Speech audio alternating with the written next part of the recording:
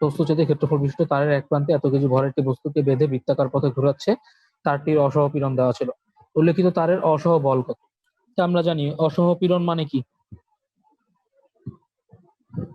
অসহ পীড়ন হচ্ছে, হ্যাঁ, অসহ বল বাই ক্ষেত্রফল, তাই না? তো সোজা অসহ বল এফ হবে পীড়ন ইন্টু ক্ষেত্রফল। তো পীড়ন তো দেওয়াই আছে কোশ্চেনে, এই যে কই জানি, এই যে 4.8 × 10⁻⁷। আর এই যে ক্ষেত্রফলটা দেওয়া আছে কত, 10⁻⁻6, 10⁻⁻6 গুণ করে কত আসলো, 48 নিউটন আসলো। ঠিক আছে, এটাই হচ্ছে ওর অসহ বল। মানে এর বেশি যদি বল দাও তুমি, তাহলে কি হয়ে যাবে, তারটা ছিঁড়া যাবে, তাই না? সেকেন্ড কোশ্চেন হচ্ছে, রহিম সর্বনিম্ন কত বেগে ঘোরালে তারটি ছিঁড়ে যাবে? তাহলে ও সর্বোচ্চ কত বল দিতে পারে বলতো? পীড়ন না, সর্বোচ্চ কত বল দিতে পারে? এই যে এই ফোর্সটা দিতে পারে সর্বোচ্চ তারের উপর, যে তারটা দিয়েও ঘুরাচ্ছে জিনিসটাকে, ওটা তো কত ফোর্স দিতে পারে সর্বোচ্চ? এই যে F48 দিতে পারে না? এর বেশি বলে কেউ ঘোরাতে পারে জিনিসটা? কথাটা কি বুঝছো আমার? যদি তুমি এর চেয়ে বেশি বল দাও, তাহলে তো তারটা ছিঁড়া যাবে, তাই না? কারণ এটাই তো রসহ বল। তাহলে এই যে বলটা, এটা হচ্ছে, যদি এটা এর বেশি বল তুমি দিতে পারবে না, তাহলে এটা ইকুয়ালস টু mv²/r। বুঝছো? তাহলে এই যে যখন, আচ্ছা এখন দেখো জিনিসটা তো ঘুরতেছে, তাই না? ঘোরার জন্য কেন্দ্রমুখী বলটা আসছে, আর এই বলটা কে দিচ্ছে? এই ফোর্সটা দিচ্ছে। তাহলে এফ আর mv²/r সমান, তাহলে এই এখান থেকে যে ভিটা পাবা ওটাই অ্যান্সার। 10 কেজি দেওয়া আছে, আর কত, আর হচ্ছে 0.3। বুঝতে পারছি? কারণ কি, এটাই সর্বনিম্ন বেগ না, বাট এর চেয়ে বেশি বল হলে তো বেগও বাড়বে, তো এটা তো আর পসিবল না। তো সর্বনিম্ন বেগ কত হলে তারটা ছেড়ে যাবে? যখন এই যে এই বলটা পাবে, তখন যে ফোর্সটা তৈরি হবে। জিনিসটা কি ক্লিয়ার হয়েছে?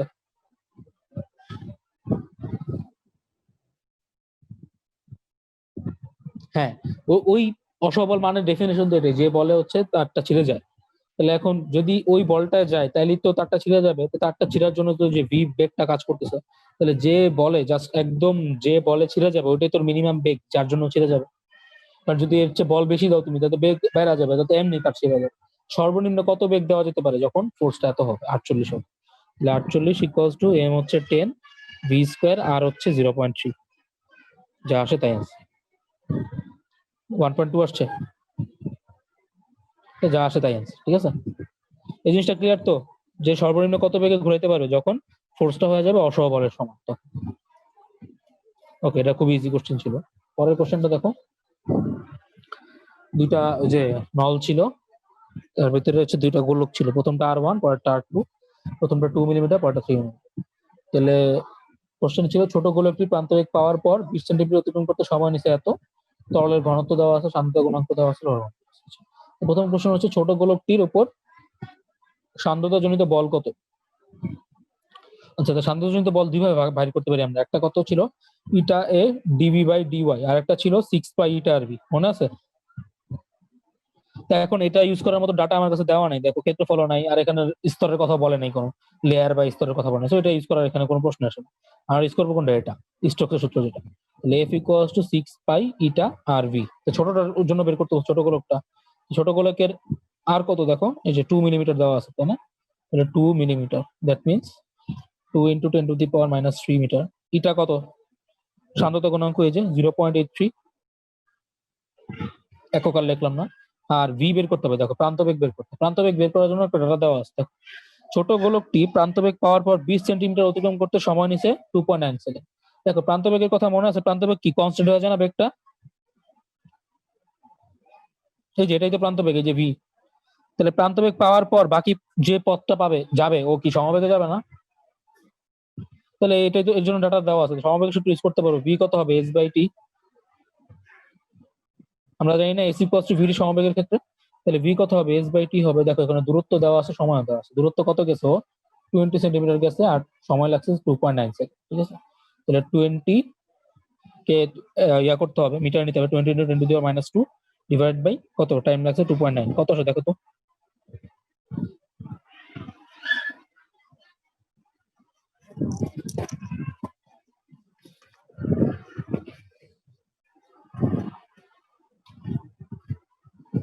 কত আসছে? 0.2 ভাগ 2.9, তাই না? 0.0689। মিটার পার সেকেন্ড, এটা এর প্রান্তবেগ, এটা তো বুঝছো নাকি?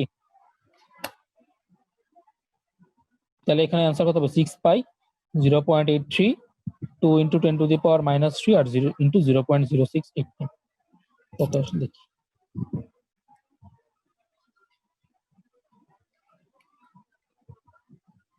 2.15 × 10⁻³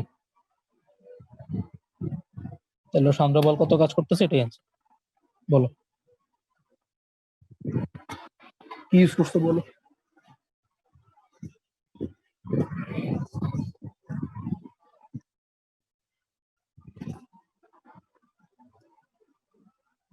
টু আর স্কোয়ার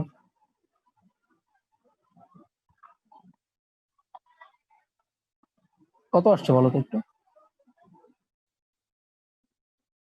সমস্যা নেই, একই আসবে, হ্যাঁ একই আসবে।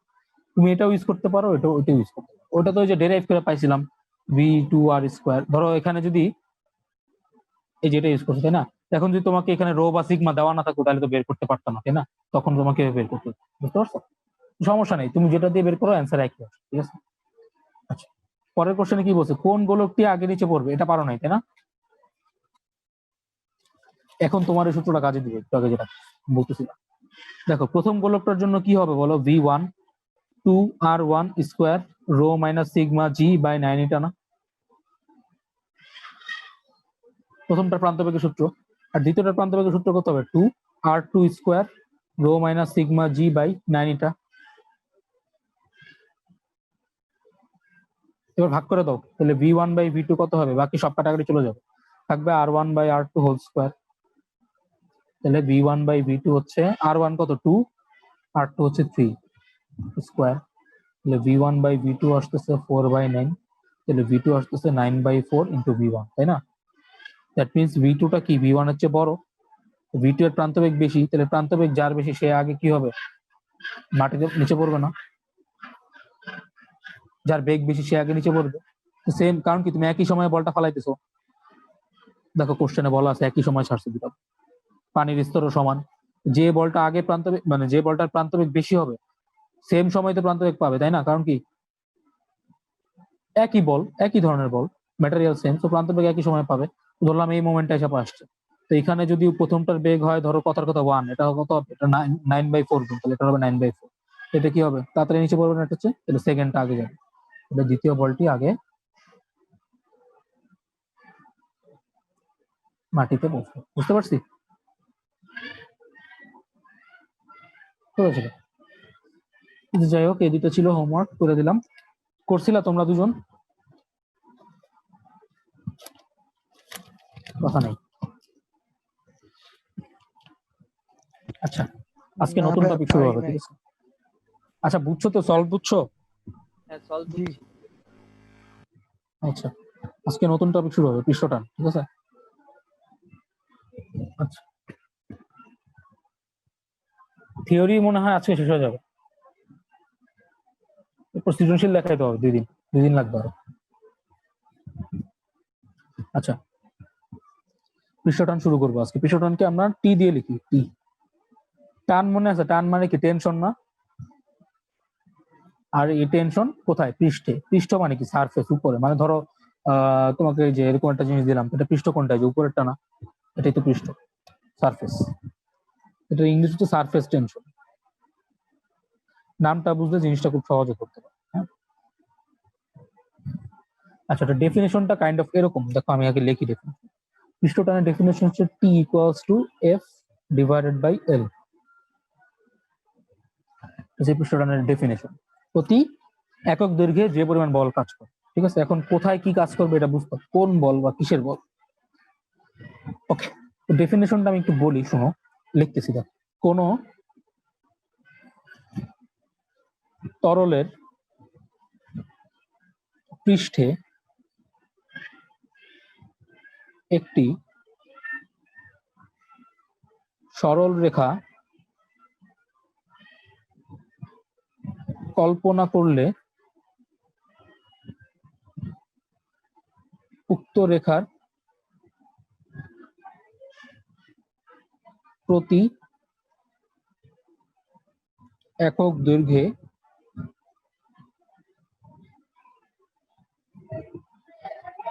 ওই রেখার দুই পাশে তরলের পৃষ্ঠতলে এক অংশ অন্য অংশের উপর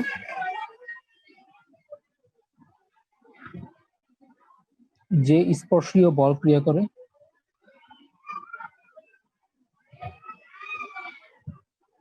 বা যে স্পর্শক বল ক্রিয়া করে তাকে পৃষ্ঠটান বলে। অনেক বড় কিন্তু সংখ্যাটা, ঠিক আছে, বুঝতে হবে, না বুঝে এটা জীবন পারবা না মনে হয়। তাকে পড়ি কি বলছো, কোন তরলের পৃষ্ঠে, এই যে ইম্পর্টেন্ট ওয়ার্ড গুলো আমি গোল্লা দিতেছি, পৃষ্ঠ বলছে, ঠিক আছে, পৃষ্ঠ, এখানে তুমি ভিতরে কত আছে এগুলো দেখার আমার দরকার নেই। দ্যাট মিনস ধরো তোমার কাছে এরকম একটা জায়গায় তরল আছে, হ্যাঁ, এখন ভিতরে কি হইতেছে এটা নিয়ে তোমার মাথা দরকার নেই, তোমার মাথা ব্যথা কোন জায়গা নেই, পৃষ্ঠ নিয়ে, সার্ফেস, ঠিক আছে। পৃষ্ঠে একটা সরলরেখা কল্পনা করলাম, এই যে ধরো পানির সার্ফেসটা তো এরকম, পরে জায়গাটা এরকম না, এরকম থাকে তো। এখানে তুমি যদি একটা সরলরেখা কল্পনা করো, ধরো এই পানির জিনিসটাকে ধরো এরকম আর কি, একটা জার, এটাকে তুমি উপর থেকে দেখো, এরকম চিন্তা করো, উপর থেকে দেখতেছো, তাহলে কি হবে, জিনিসটা গোলাকার লাগবে না, এরকম লাগবে না।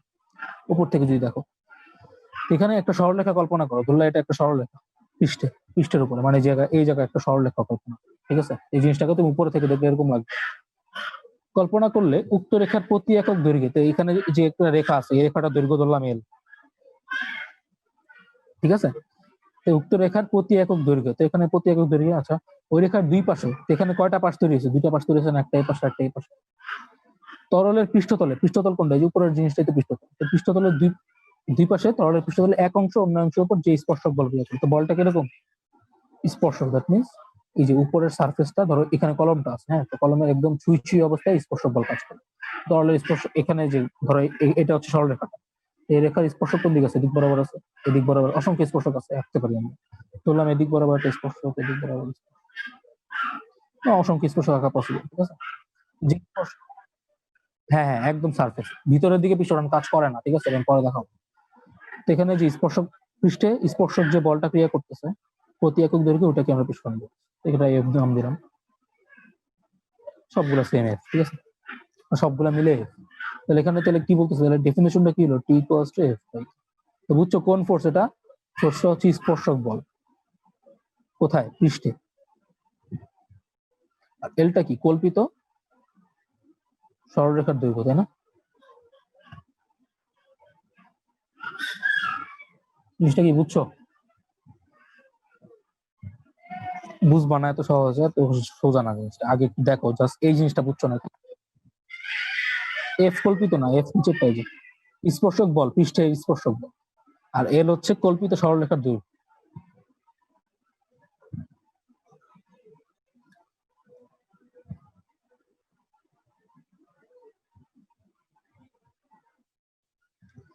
আচ্ছা, এখন এখানে তো আমি সরলরেখা চিন্তা করছি, হ্যাঁ, এখন একটা জিনিস মনে রাখবা, আমি এটার প্রমাণটা পরে দেখাবো, যে পৃষ্ঠটান কখনো তরলের ভিতরে কাজ করে না।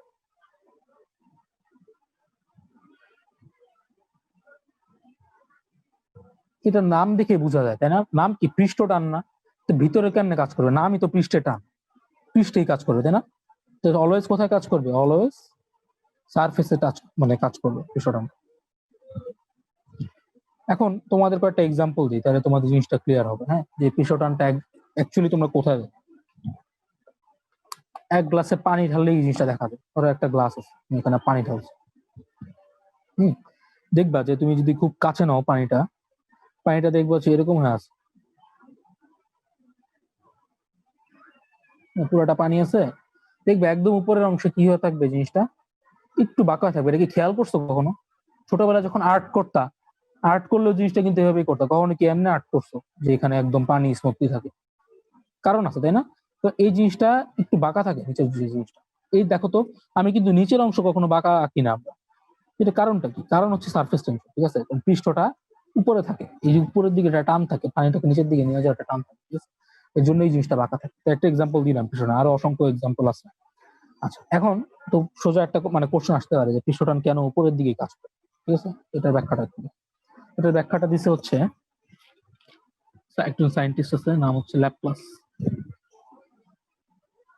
অ্যাকচুয়ালি ল্যাপ্লাস সায়েন্টিস্ট ছিল না, ল্যাপ্লাস ম্যাথমেটিশিয়ান ছিল, ঠিক আছে। ল্যাপ্লাসের আণবিক তত্ত্ব দিয়ে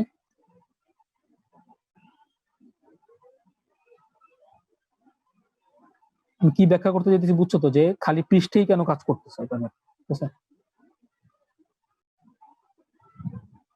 ল্যাপ্লাসের আণবিক তত্ত্ব দিয়ে পৃষ্ঠটানের ব্যাখ্যা। ওকে, এবার তুমি চিন্তা করো যে তোমার কাছে একরকম একটা জায়গা আছে, সেই জায়গায় তুমি তরল রাখছো, এখানে অসংখ্য তরল, মানে অসংখ্য তরলের কণ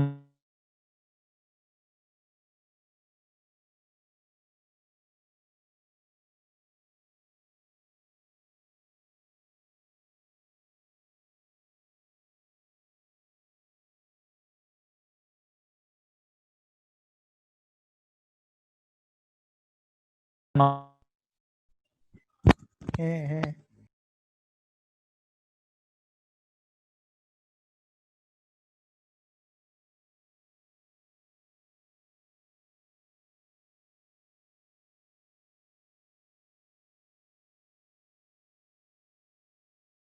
হ্যালো, এতটুকু দেখাইছিলাম। এখন ওই যে যেটা বুঝাইতেছিলাম যে পৃষ্ঠটান কেন জাস্ট পৃষ্ঠে কাজ করে, হ্যাঁ এটা বুঝেছি। আচ্ছা, এর আগে একটা জিনিস বলে নেই, তোমরা তো আণবিক পাল্লার নাম শুনছো। যতটুকু রেঞ্জ পর্যন্ত একটা অণুর কি করে আকর্ষণ বিকর্ষণ বল কাজ করে, তাই না, এটাই তো আণবিক পাল্লা। যত যে রেঞ্জ পর্যন্ত, যতটুকু রেঞ্জের ভিতরে বলটা কাজ করে,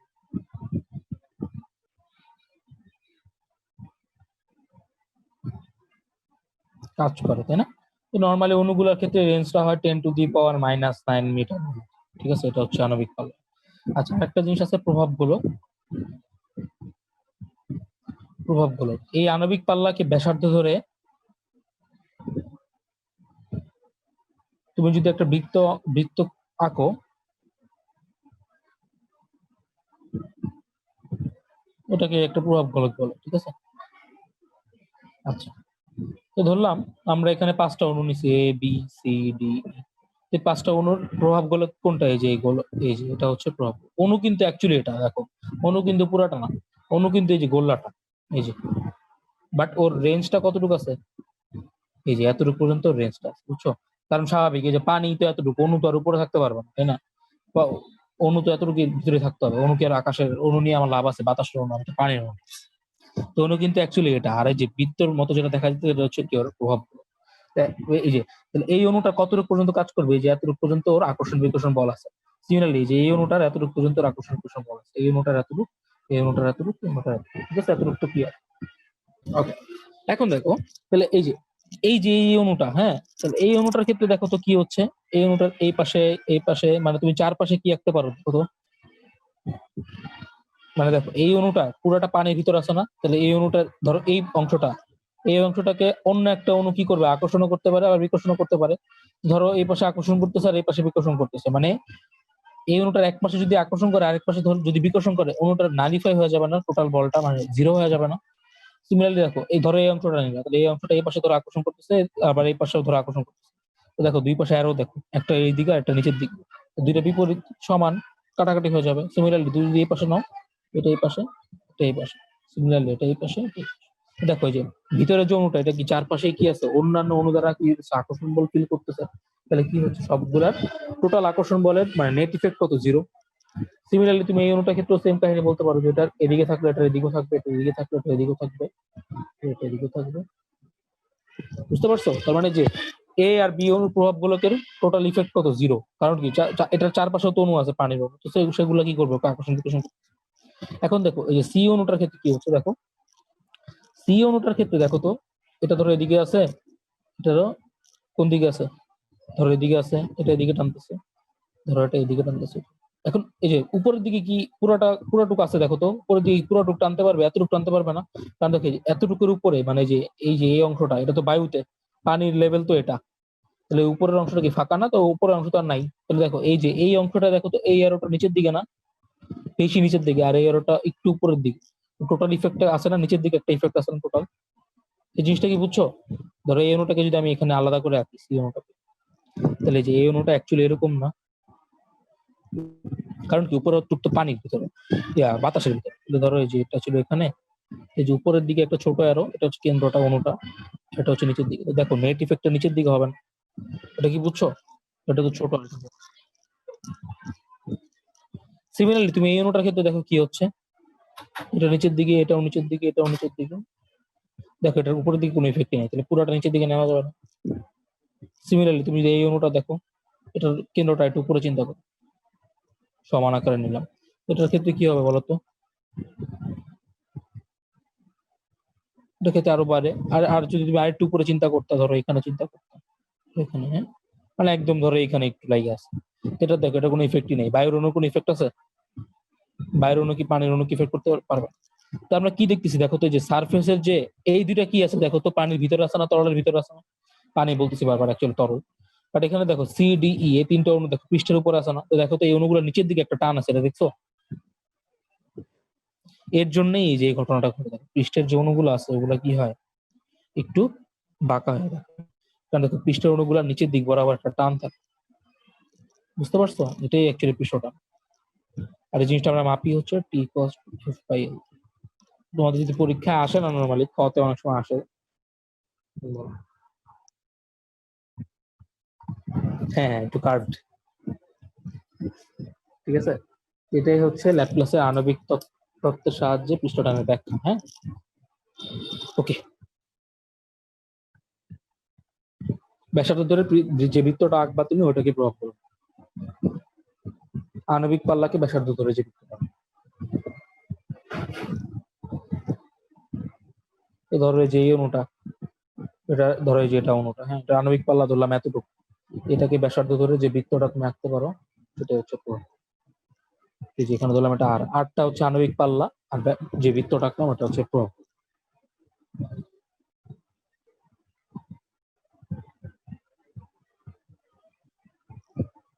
ঠিক আছে।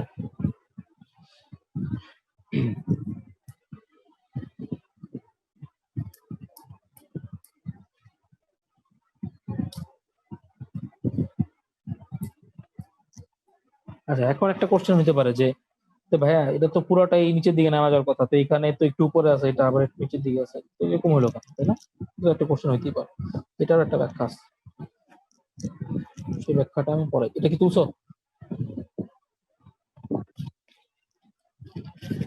এখন হচ্ছে এই জিনিসটা একটা অ্যান্সার তো হইলো যে পৃষ্ঠটা যে নিচে নামতেছে, এটার ব্যাখ্যাটা হয়ে গেল। হ্যাঁ, এবার সেকেন্ড ব্যাখ্যা হচ্ছে যে, তোমরা কি পারদ দেখছো? ওই যে পারদ, থার্মোমিটারে নর্মালি পারদ থাকে, এটা তো দেখছো। আচ্ছা, পারদকে যদি তুমি পারদের পৃষ্ঠটা আবার এরকম হয় দেখবা। আচ্ছা, ওটা তো একটু পরে যাই। আচ্ছা, যেটা বলতেছিলাম যে, যে পানি যদি নাও, পানির ক্ষেত্রে পৃষ্ঠটা দেখবে এরকম হয়ে আছে। হ্যাঁ, এই সাইড দুইটাই, যে একদম যে দুইটা সাইডে হচ্ছে, ধরো একটা কাঁচের গ্লাস, কাঁচের গ্লাসের এই যে দুই প্রান্তে এরকম, আবার উপরের দিকে কেন, আবার একদম নিচের দিকে, এটা নিচের দিকে কেন, ঠিক আছে, এটার এক্সপ্লেনেশন আছে। তো নর্মালি অণুগুলোর ভিতরে দুই ধরনের বল কাজ করে। হ্যাঁ, একটা হচ্ছে সংশক্তি বল, একটা হচ্ছে আসঞ্জন বল। ঠিক আছে, সংশক্তি বল, এটা হচ্ছে আসঞ্জন। এটার ব্যাখ্যা দেখিস।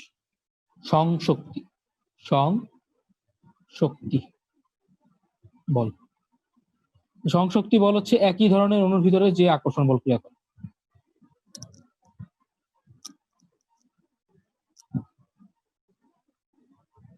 একই ধরনের বলতে অ্যাকচুয়ালি পদার্থের,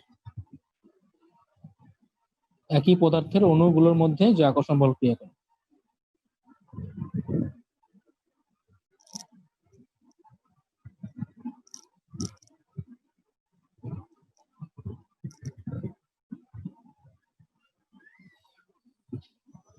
ঠিক আছে, তাহলে একই ধরনের পদার্থ ধরলাম পানি, পানি, তারপর ধরো নাইট্রোজেন, নাইট্রোজেন। ঠিক আছে, তো এই একই ধরনের পদার্থ না, পানির অণু আর পানির অণু। আর আসঞ্জন বল, তাহলে বুঝতেই পারতেছো আসঞ্জন বলটা কি হবে, একাধিক বা ভিন্ন ধরনের পদার্থের অণুর ভিতরে যে বল ক্রিয়া করে।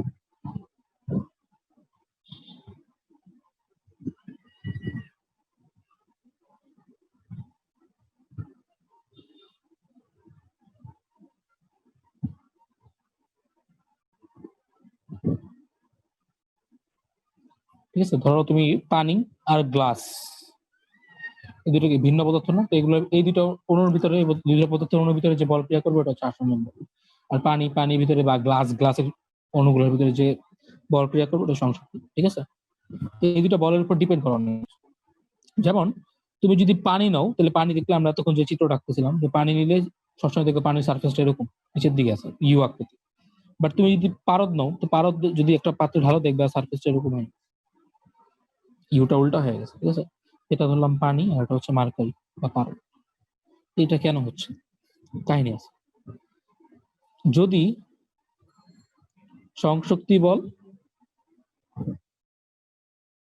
আসঞ্জন আসঞ্জন আসঞ্জন বল, যদি সংশক্তি বল গ্রেটার দেন আসঞ্জন হয়, তাহলে ইউ আকৃতির হবে। ঠিক আছে? মানে পানির স্তরটা নিচের দিকে না, বা তরলের স্তরটা নিচের দিকে না। আর যদি সংশক্তি বল লেস দেন আসঞ্জন হয়, তাহলে হবে উল্টাই। বুঝতে পারছি কেন হয়? এটা বুঝাচ্ছি, এতটুকু তুলো আগে।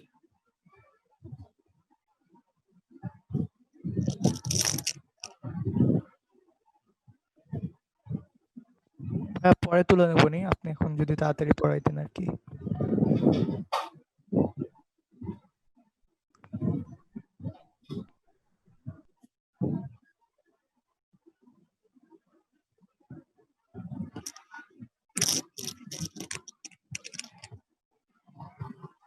তুলছো?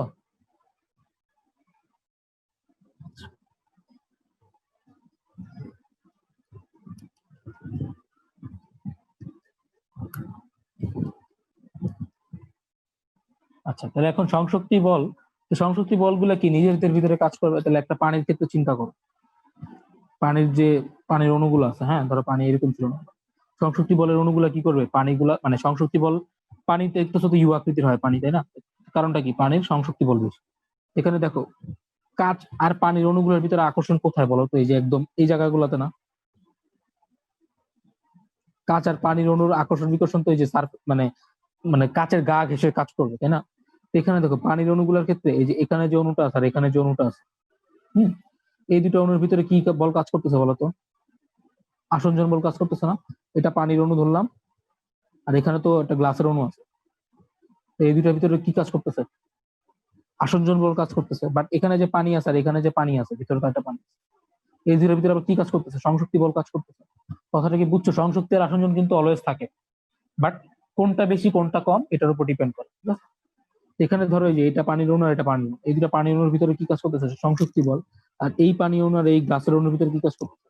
আসঞ্জন বল। বাট কোনটা ডমিনেটিভ এই ক্ষেত্রে, মানে কোনটা ডমিনেট করতেছে? সংশক্তি বলটা।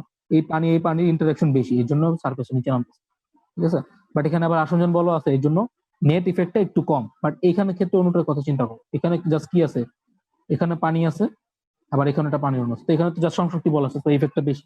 এর জন্য আমরা কি দেখতে পারতেছি? দেখো, পানির সার্ফেসটা আস্তে আস্তে নিচের দিকে ভাগতেছে আবার। বুঝতে পারছো? কারণ কি, এই যে যেখানে কাঁচের সাথে লাইগা আছে এখানে কি কাজ করতেছে? সংশক্তি আসঞ্জন বল একটু আছে, আবার সংশক্তি বল আছে, তো এখানে দুইটার কাটাকাটি হয়ে থাকতেছে কি, যা সংশক্তি। বাট এই যে এই সারফেস মানে পাত্রের গা বাদে বাকি অংশটুকু কি কাজ করতেছে? খালি সংশক্তি বল কাজ করতেছে এই অংশগুলো। এই জন্য এই অংশগুলো আস্তে আস্তে নিচে দিকে নামছে। বুঝতে পারছো? আর পারদের ক্ষেত্রে কি হয়? এই যে উল্টা হয়। কারণ কি, পারদের ক্ষেত্রে কোন বলটা বেশি? আসঞ্জন। এখানে সংশক্তি বল গ্রেটার দেন আসঞ্জন, এখানে আসঞ্জন গ্রেটার দেন সংশক্তি।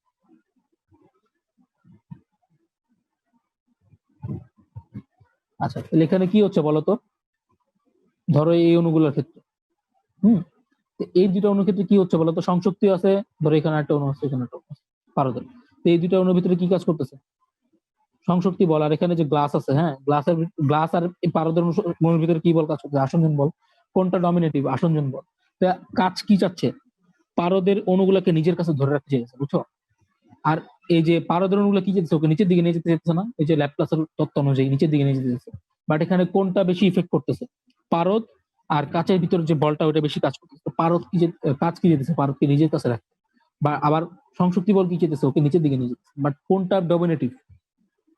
কাচ আর পারদের ভিতরে বল। তো কাচ আর পারদ যেহেতু একসাথে লেগে থাকতে চেয়েছে, এর জন্য জিনিসটা উপরের দিকে হচ্ছে, বুঝছো? এই জিনিসটা কি ক্লিয়ার? কারণ কি সংশক্তি বলতে নিচের দিকে কাজ করতেছে, বাট এখানে ডমিনেটিভ কি আসঞ্জন বল। আসঞ্জন বল কি যেতেছে, ওকে ধরে রাখতে, এর জন্য উপরের দিকে উল্টা কাজ করছে।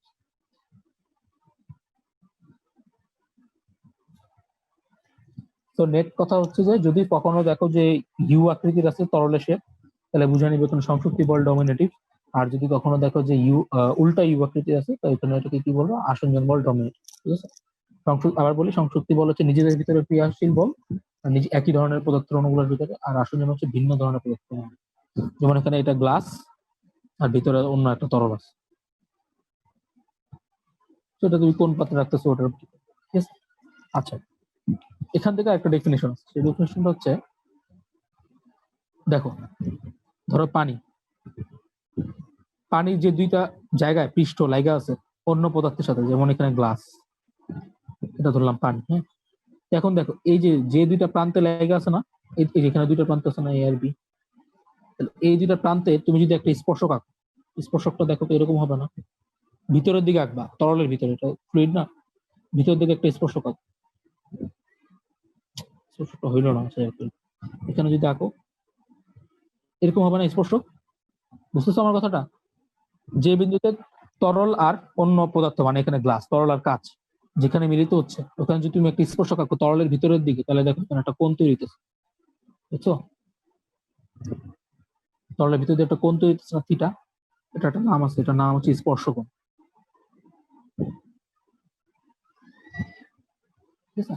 আর যদি ধরো এখানে তুমি আঁকতে পারো এই যে উল্টা ইউ, তাহলে এখানে কি স্পর্শকটা কিরকম হবে, এরকম হবে না, তাই তো? এখানে স্পর্শকটা হবে, তাহলে কোণ কি এটা নিব না এটা নিব? কোণ তো দুইটা আছে, এখানে একটা কোণ আছে, আবার এখানে একটা কোণ আছে, কোনটা নিব বলো তো? না না, ভিতরেরটা নিতে হবে। তরলের সাথে যে কোণ উৎপন্ন, এটা উপরেরটা তো বায়ুর সাথে তৈরি করতেছে, তরলের সাথে যে কোণ উৎপন্ন, তাহলে এটা হচ্ছে আমাদের স্পর্শক। তাহলে একটা জিনিস কি খেয়াল করছো এখান থেকে, যদি সারফেসটা নিচের দিকে নামি স্পর্শকোণ লেস দেন 90 ডিগ্রি হচ্ছে, আর যদি সারফেসটা উপরের দিকে ওঠে তাহলে স্পর্শকোণ গ্রেটার দেন 90 ডিগ্রি হচ্ছে। যদি স্পর্শকোণ সূক্ষ্মকোণ হয় তাহলে সারফেসটা অলওয়েজ নিচের দিকে নামে, আর স্পর্শকোণ যদি গ্রেটার মানে স্থূলকোণ হয় তাহলে সারফেসটা সবসময় উল্টা ইউ আকৃতির হয়। যেমন এটা উদাহরণ হচ্ছে পানি, আর এটা উদাহরণ হচ্ছে পাল।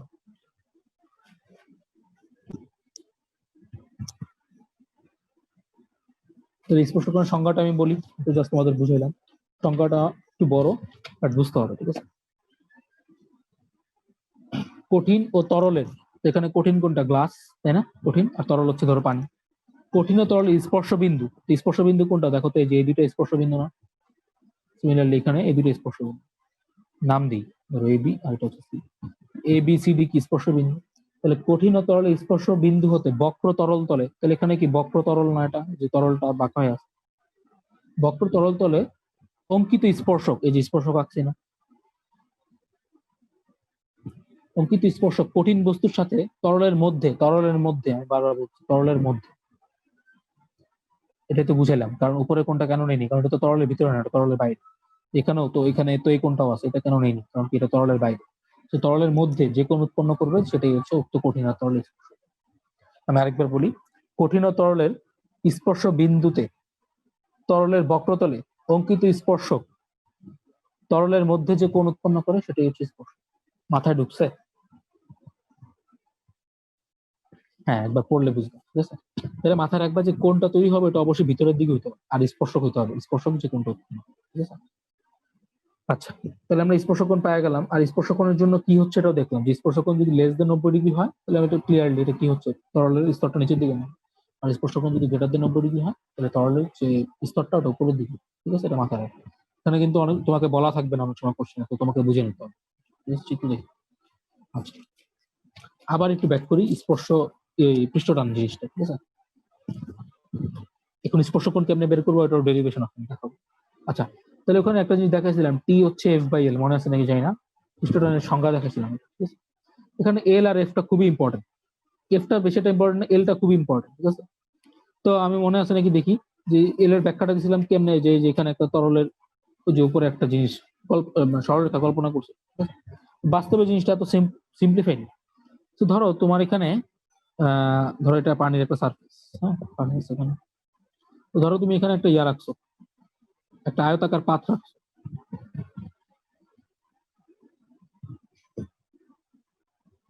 এ বি সি ডি, ঠিক আছে? তো তখন এলটা কত হবে, এই দৈর্ঘ্যটা কত হবে, এটা বের করা শিখতে হবে, ঠিক আছে? হ্যাঁ, এই দৈর্ঘ্যটা কিসের অ্যাকচুয়ালি, তাই না? তো এখানে তো আমরা কল্পিত ধরে নিছি। এই দৈর্ঘ্যটা অ্যাকচুয়ালি কি?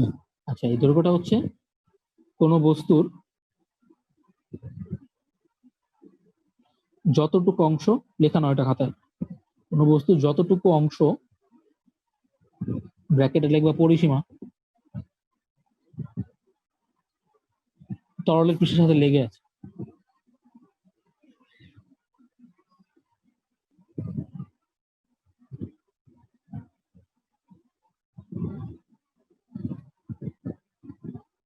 ঠিক আছে?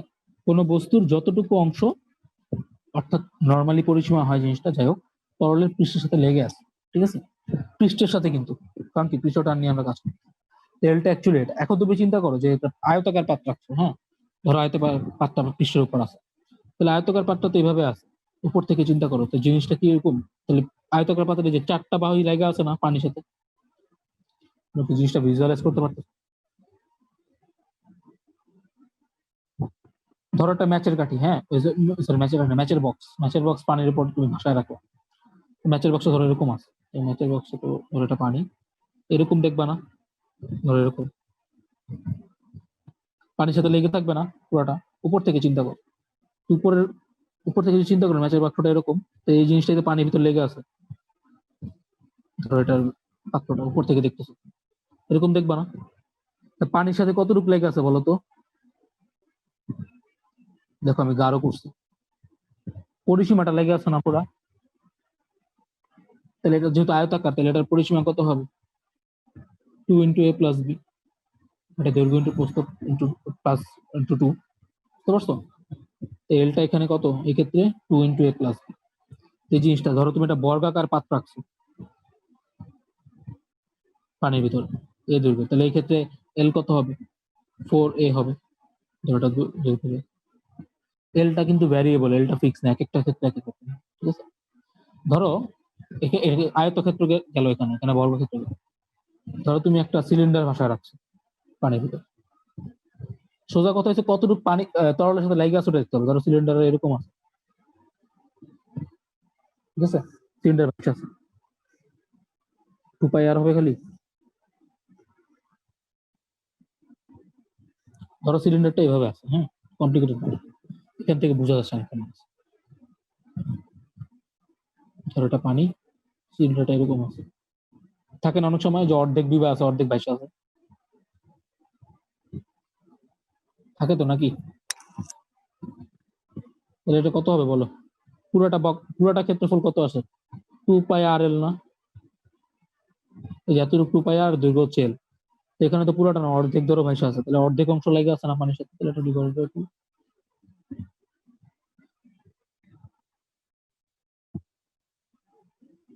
কোন বক্স?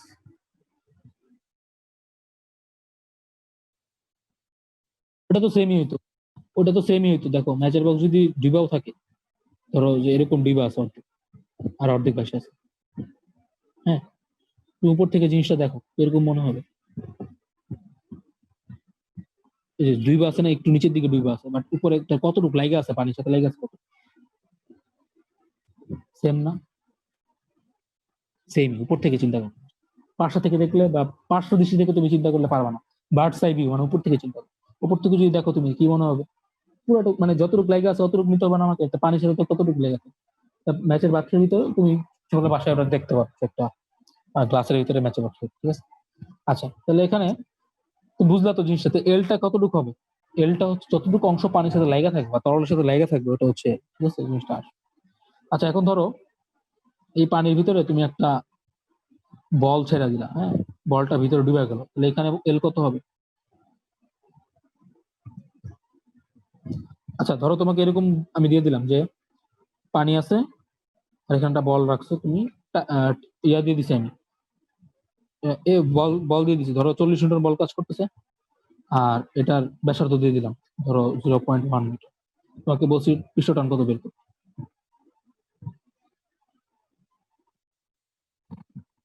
টি কত, এফ বাই এল, আমাকে এল বের করতে হবে, এল কত?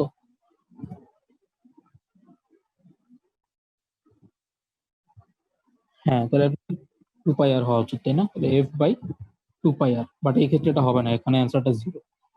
কারণ কি দেখো, আমি বলছিলাম পৃষ্ঠটান অলওয়েজ কোথায় কাজ করে, পৃষ্ঠে কাজ করে, জিনিসটা কি পৃষ্ঠে আছে? ডুবন্ত না জিনিসটা, ডুবে গেছে না? ডুবন্ত জিনিস আবার পৃষ্ঠটান কাজ করবে কোথেকে? পৃষ্ঠটান তো পৃষ্ঠে কাজ। বুঝতে পারছো এটা অ্যান্সার কত? 0। একবার অ্যাডমিশন আসছিল, পৃষ্ঠটান বের করতে বলছি না আমি, তো পৃষ্ঠটানটা তো পৃষ্ঠে কাজ করবে, মানে সারফেসে। এটার সারফেসটা কোথায়? এখানে না। যতগুলো চিত্র আছে আমি দেখো উপরে আছে। হ্যাঁ বলটা তো ভিতরে চলে গেছে, ডুবন্ত। ডুবন্ত জিনিসে কখনো পৃষ্ঠটান কাজ করবে? এখানে পৃষ্ঠটান কাজ না করলে অ্যান্সার হতো 0। বুঝতে পারছো? এটা মাথায় রেখো, কিন্তু অনেক সময় আসে যখনই দেখবা কোনো কিছু ডুবে গেছে তরলের ভিতরে, তো ওইখানে কোনো পৃষ্ঠটান কাজ করবে না। পৃষ্ঠটান কাজ করবে পৃষ্ঠে যতটুকু অংশ আছে ওটার উপর। ঠিক আছে? ল্যাপ্লাসের আণবিক তত্ত্ব থেকে আমরা দেখে আসছি না? এই যে দেখো, ওই দিনই পড়াইলাম, এই যে দেখো, এই যে ভিতরের দিকে অণুগুলোর উপরে কোনো ইফেক্ট আছে? নাই তো। কোথায় ইফেক্ট ছিল? জাস্ট পৃষ্ঠের উপরে অণুগুলোর পৃষ্ঠে, জাস্ট পৃষ্ঠটান কাজ, ভিতরের দিকে কোনো পৃষ্ঠ। আশা করি বুঝছো, এল এতটুকু বুঝলে না। হ্যাঁ এলটা হচ্ছে তোমাকে, এটা এক একটা বস্তুর ক্ষেত্রে এক এক রকম হবে, যখন ম্যাথ করাবো তখন আরো ক্লিয়ার। সোজা কথা মাথায় রাখবা, এল হচ্ছে যতটুকু অংশ পানির সাথে লাগা থাকে। আচ্ছা এখন এই এই যে থিটা পড়াইছিলাম একটু আগে, থিটা আমরা কেমনে বের করব? থিটা বের করে একটা সূত্র আছে, সূত্রটা ডেরিভেশন তোমাদের আশা করি লাগবে না, লেখা রাখবা just, ঠিক আছে? এই যে যদি থিটার জন্য সূত্র বের করতে বলে, সূত্রটা এরকম, টি ইকুয়ালস টু,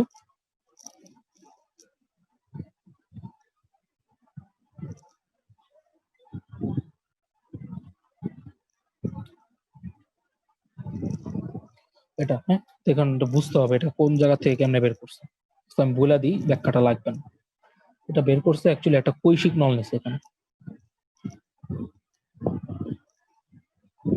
এটা একটা এক্সপেরিমেন্টের অ্যান্সার। কৈশিক নল নিছে। কৈশিক নল কি বুঝো? কৈশিক মানে অনেক সরু, হ্যাঁ সরু মানে অনেক চিকন, অ্যাকচুয়ালি এটা অনেক চিকন, অনেক চিকন।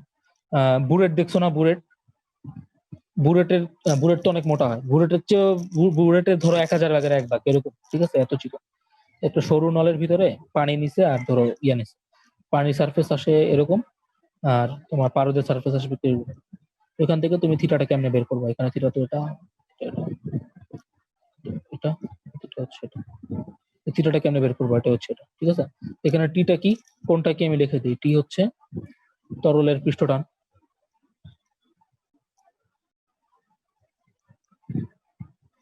আরটা কি কৈশিক নলের ব্যাসার্ধ।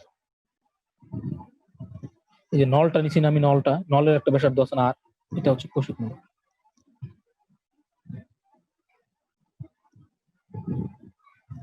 আচ্ছা তারপরে রো তো বুঝো, তরলের ঘনত্ব।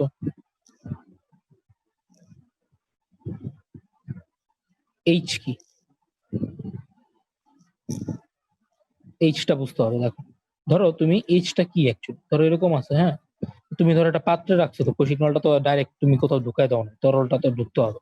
ধরো পাত্রে এরকম আছে পানিটা, পানিটা এরকম আছে, তুমি এখানে কৈশিক নলটা ডুবাই দিলা, কৌশিক নল। তাহলে এখন বলো কি হবে যদি, দেখো যদি পানিটা উপরে উঠে, মানে তরলটা উপরে উঠবে কখন বলো তো?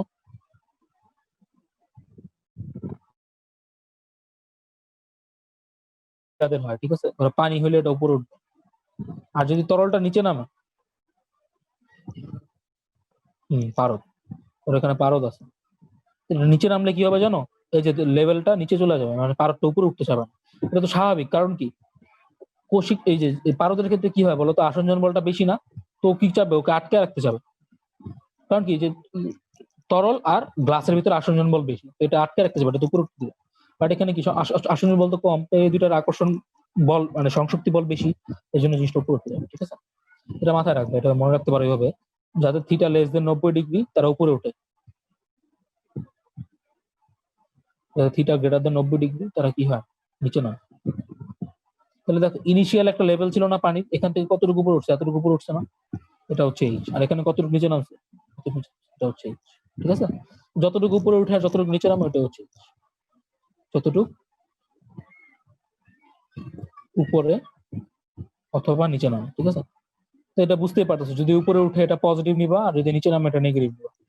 উপরে উঠাটাকে আমরা পজিটিভ ধরতেছি, মানে উপরে উঠতেছে এর জন্য পজিটিভ, আর নিচে নামলে জাস্ট এইচটাকে নেগেটিভ ধরবো। ধরো তোমাকে বললো যে একটা কৌশিক নলে পানি ধরো 2 সেন্টিমিটার নিচে নামছে, তার মানে এইচটা কত হবে, -2 সেন্টিমিটার। ঠিক আছে, নিচে নামলে আমরা এটাকে মাইনাস। আচ্ছা, আর কি বাকি থাকলো, থিটা। থিটাটা তো জানো, কি বললাম, স্পর্শক। বুঝতে পারছি, এগুলো হচ্ছে এই রাশির ব্যাখ্যা।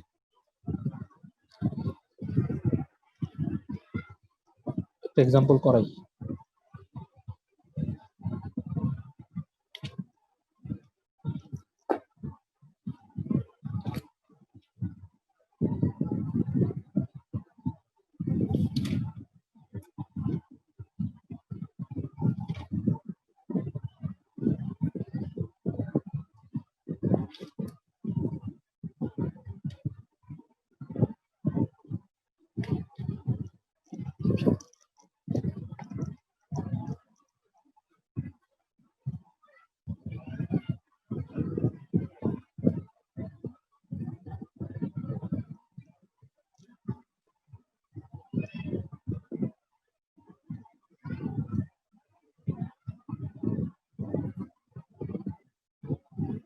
ঠিক আছে, এই দুইটা টাটা দেওয়া আছে, তোমাকে কিন্তু কিছু বলা নাই কোনটা কি, কিছু বলা নেই। ঠিক আছে, তো প্রথম ক্ষেত্রে তোমাকে বললো যে θ1 হচ্ছে তোমার ধরো 45 ডিগ্রি দিলাম, আমার ঠিক মনে নেই পানির কত, আর θ2 হচ্ছে 120 ডিগ্রি দিলাম। ঠিক আছে, আচ্ছা, প্রথম কোশ্চেন হচ্ছে প্রথম পাত্রের তরলের পৃষ্ঠটান 72 × 10⁻³ নিউটন/মিটার হলে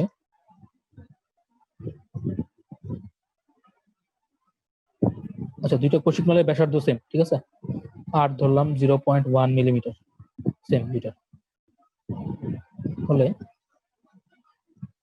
তরলের স্তর কত উচ্চতায় উঠেছে।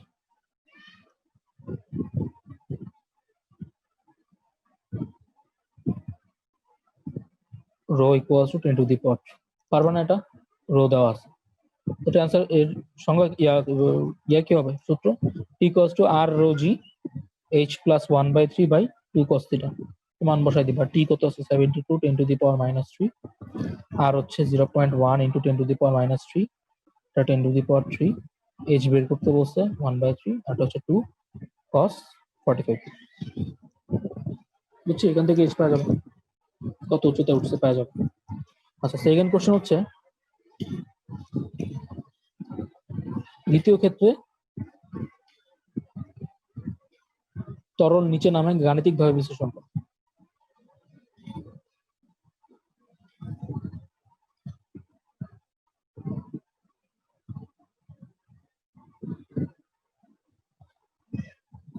তোকে বলছে দ্বিতীয় ক্ষেত্রে যে তরলটা নিচে নামবে, আমরা তো জানি এটা নিচে নামবে, চিত্র এঁকে দিয়েছে, এটা ব্যাখ্যা করতে বলছে। ঠিক আছে, এখন উপরে উঠুক নিচে নামুক, আমাদের সূত্র কি সেম না, T equals to R rho G H plus 1/3/2 cos theta, এটাই তো সূত্র।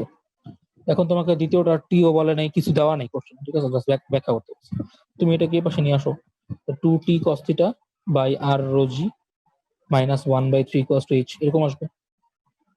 এখন দেখো তোমার যে 2t cos থিটা, তো এখানে তুমি অনেক সময় 1/3টাকে ইগনোরও করে। ঠিক আছে, তুমি ইচ্ছা করলে কিন্তু এটা ইগনোর করতে পারো, তুমি এটাকে এভাবে লিখতে পারো, T equals to R rho G H by 2 cos theta. ঠিক আছে, H plus 1/3 equivalent to H ধরো, দুইটাই সঠিক। ঠিক আছে, তুমি কিন্তু ইচ্ছা করলে এটা ইউজ করতে পারো, এটা ইউজ করতে পারো, আগের কোশ্চেনও সেম অ্যান্সার দিবা, খুব কাছাকাছি আসছে, 1/3 অনেক ছোট তো সমস্যা হবে না। তাহলে এখন দেখো তোমাকে কি বের করতে বলছে, ধরো আমরা কেমনে প্রুফ করবো যে পানির স্তরটা নিচে নামতেছে। তো দেখো এইচ কত লেখা যায়, 2t cos theta by R rho G. এখন দেখো আর একটা পজিটিভ নাম্বার, রো একটা পজিটিভ নাম্বার, জি তো অলওয়েজ 9.8 পজিটিভ নাম্বার, পৃষ্ঠটাও একটা পজিটিভ নাম্বার। কোনো মতো যদি এটা নেগেটিভ আসে তাহলে এইচটা নেগেটিভ আসবে। তাহলে এইচ কত আসবে? 2 T by R rho G cos 120 degree কত আসবে? মাইনাস হাফ না? তো এই কাটাকাটি হয়ে যায় minus T by R rho G. তাহলে আমরা কি দেখতে পাচ্ছি? H less than 0। এইচ যদি লেস দেন 0 হয় তার মানে কি এইচ নেগেটিভ। আর আমরা জানি এইচ নেগেটিভ হলে কি হবে? মানে তরলের স্তরটা নিচে দিকে নেওয়া যাবে। এটাই গাণিতিক ভাবে।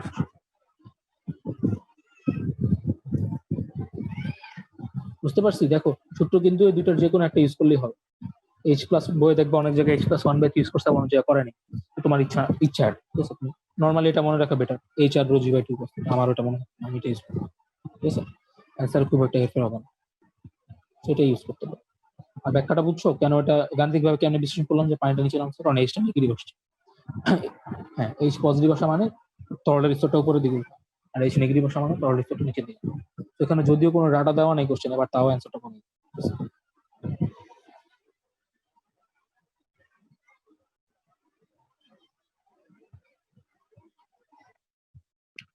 না শেষ শেষ এতটুকু থাক, ঈদের আগ পর্যন্ত, ঈদের পরে আবার পড়াবো না। তোমরা যেদিন থেকে পড়বা পড়ো, সমস্যা নেই, ঈদের পর দিন থেকেও চাইলেও পড়াতে পারবে, তোমাদের ইচ্ছে। জানাও আমাকে।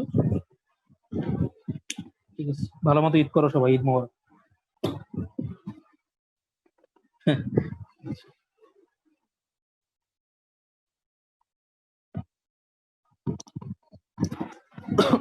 আচ্ছা ঠিক আছে, সমস্যা